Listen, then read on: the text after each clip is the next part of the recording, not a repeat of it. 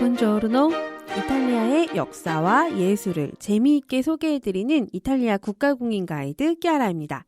오늘 우리는 피렌체에서 가장 오래된 종교적 건물 중 하나인 세례당을 함께 보려고 합니다.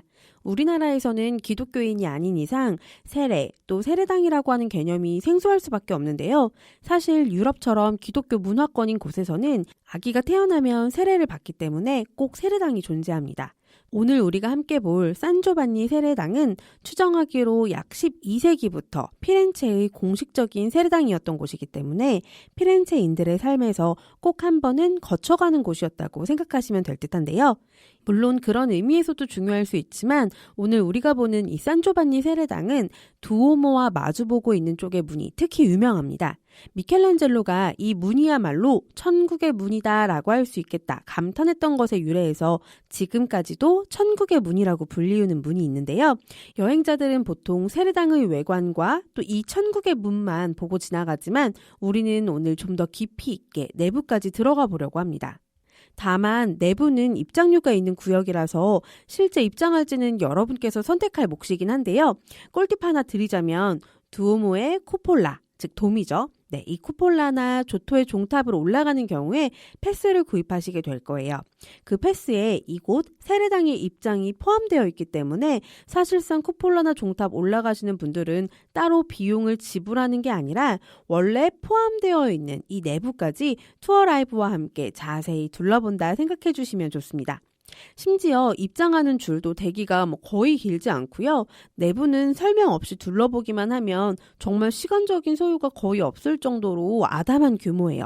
다만 설명을 듣다 보면 재미있어서 10분, 20분 더 걸리실 수도 있겠지만 내부에 있는 의자에 앉아서 세례당의 멋진 천장 모자이크 감상하면서 쉬면서 이야기 듣다가 나오셔도 괜찮습니다. 혹시 나는 입장권 소지 여부 관계없이 그냥 안 들어가겠다 하셔도 이 투어와 함께 외관을 같이 둘러보고 나머지는 숙소에서 들어도 알찬 이야기들이 굉장히 가득한 투어인데요. 한 가지 미리 말씀드리고 싶은 것은 세례당이 가장 중요한 역사 그리고 현장에서 꼭 보셔야 하는 것들을 위주로 설명을 드리고 있는 현장 투어다 보니까 일부러 몇 가지 관련된 에피소드나 작품은 세례당 앞에서가 아닌 두오모 오페라 박물관에서 별도로 이야기 드리는 것들이 있을 겁니다. 예를 들면 이 세례당 입구에 해당하는 북문은 문을 감상하기에는 적절하지 않은 상황일 거고요. 여기에 관련된 예술가들의 에피소드, 예를 들면 로렌조 기베르티나 브루넬레스키라고 하는 이 두 예술가의 경쟁, 이런 이야기들은 충분한 설명이 필요하기 때문에 관련 작품들의 진품이 소장되어 있는 두오모 오페라 박물관에서 찬찬히 풀어나갈 예정입니다. 네, 산조반니 세례당 앞에 잘 도착하셨나요? 참고사진처럼 하얀색 바탕에 초록색으로 기하학적인 무늬로 장식된 팔각형 건물이 보인다면 잘 도착하신 겁니다. 여러분, 이탈리아에 국교가 있을까요? 네, 우리도 종교의 자유가 있고 이탈리아도 지금은 당연히 종교의 자유가 있을 것 같은데 사실 그게 해제된 지 얼마 안 됐습니다. 1984년을 기준으로 하는데요. 그 전까지는 카톨릭이 이탈리아의 국교였기 때문에 이 카톨릭 전통이 워낙 깊은 나라답게 이탈리아인이라면 태어나자마자 세례를 받고 당연히 기독교인이 되었었습니다. 그렇다 보니 사실 이런 유럽 문화권, 즉 기독교 문화권에서는 유럽 여행하면 당연히 너무 많은 성당이 있을 수밖에 없고요. 또 세례당도 당연히 함께 만들어졌었는데요. 이곳 산 조반니 세례당은 1059년 11월 6일 니콜라우스 2세 교황 때에 축성된 이래로 피렌체인들이 태어나 세례를 받는 피렌체에서 가장 크고 중요한 세례당이었다고 해요. 이 세례당이 세워진 11세기 당시 유행했던 로마네스크 양식에 따라 고대 로마 건축에서 많이 볼 수 있었던 아치가 팔각형 건물을 둘러싸고 있고요.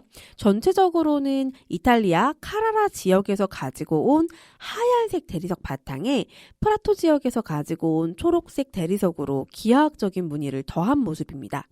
전체적으로는 약 25.6m 지름의 팔각형으로 이루어져 있는데 기독교 건축에서 숫자 8은 부활, 즉 다시 태어남을 의미해요. 숫자 7이 하느님이 세상을 창조하고 쉬는 날, 그러니까 완성과 조화를 의미하는 숫자이기 때문에 그 다음에 오는 숫자 8은 완성 다음에 다시 태어나는 것을 의미하는 거죠. 그래서 부활, 세례와 함께 자주 연관되다 보니까 세례당이나 세례반의 경우 팔각형을 자주 띠고 있는데요. 그리고 혹시 몰라서 다시 한번 말씀드리면 또 이 세례당의 이름이 산조반니잖아요. 산조반니. 한국식으로 요한 성인을 의미하는데 여기서는 사도 요한이 아닌 당연히 세례자 요한이겠죠. 세례와 관련한 장소, 예술 작품에는 항상 세례자 요한 성인이 함께 나오는구나 생각해 주시면 되시겠고요. 참고 삼아 한 가지 더 말씀을 드리자면 피렌체의 수호 성인이 세례자 요한이다 보니까 이 장소는 피렌체인들에게는 더욱더 중요한 장소라고 보실 수 있습니다. 자, 그런데 세례당 입장 가능한 거 알고 계시죠? 쿠폴라나 조토의 종탑 올라가는 패스 있으신 분들은 그걸로 세례당 입장도 가능하거든요.